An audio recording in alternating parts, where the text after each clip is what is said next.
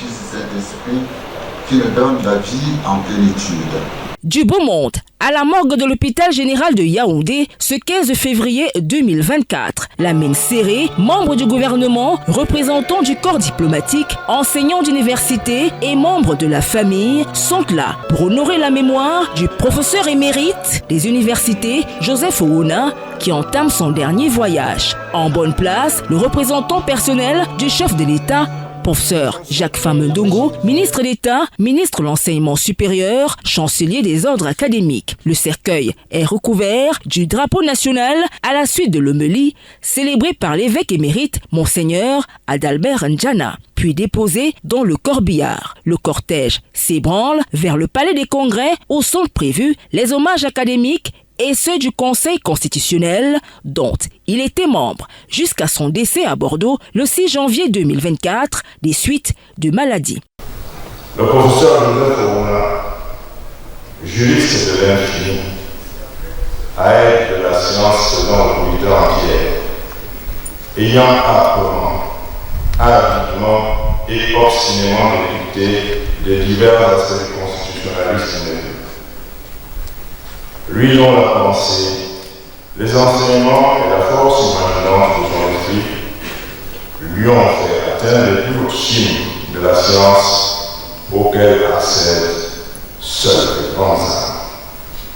Les différents oratoires, dont le professeur Maurice Aurélien Sosso, recteur de l'université de Yaoundé 1, reconnaissent à l'illustre disparu les qualités d'un intellectuel exceptionnel de haut rang.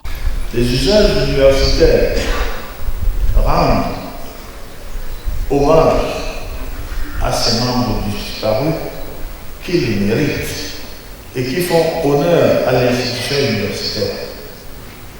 Ces membres, en dehors d'un contexte local, internationalisent l'université en créant des écoles de pensée. C'est ainsi qu'on peut, sans embâche, affirmer que le professeur Joseph Ouna a créé une école de pensée en droit constitutionnel et en sciences juridiques et politiques. L'hommage peut prendre plusieurs formes. L'attribution des noms à des institutions académiques, à des universités ou à des laboratoires, ainsi qu'à des locaux ayant une dimension symbolique, salle des actes, amphithéâtre, bibliothèque, etc.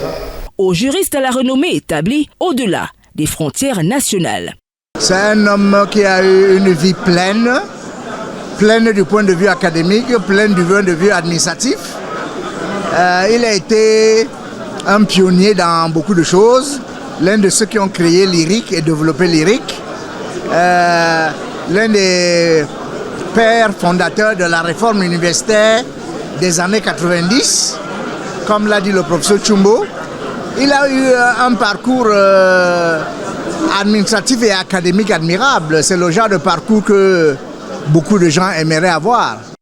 Ici, le chancelier des ordres académiques est représenté par le secrétaire général du ministère de l'Enseignement supérieur, professeur Wilfred Gapsa. Après le palais des congrès, le cortège observe une seconde halte à la basilique Marie-Reine des apôtres de Volier où l'évêque de San-Mélima, Monseigneur Christophe Zoa, célèbre une messe en la mémoire du défunt. Monsieur le représentant personnel du chef de l'État, frères et sœurs dans la foi, la mort est consubstantielle à notre être, mais comme le Seigneur vient de nous dire à la suite du sage de la première lecture, elle n'est pas un anéantissement. Et ce n'est pas seulement parce que l'être cher qui meurt continue de vivre dans notre cœur à travers nos souvenirs heureux que nous avons de son existence, comme l'avait bien exprimé l'homme des lettres, Arsène VII, dans les Parisiennes, où il écrivait, je cite, « Les morts ne meurent pas tout à fait pour ceux qu'ils ont aimés et pour ceux qui les ont aimés. » Le Premier ministre chef du gouvernement, Joseph John Gouté, y prend part. Le cortège s'ébranle enfin dans sa résidence au quartier Nkomo, dans le 4e arrondissement, où se tient une veillée mortuaire. Dès ce vendredi, cap sera mis à Kombikwe, son village natal, dans l'arrondissement de Mvenge, département de l'Océan, région du Sud, où est prévue l'inhumation ce samedi 17 février 2024. Il existe des chrétiens vrais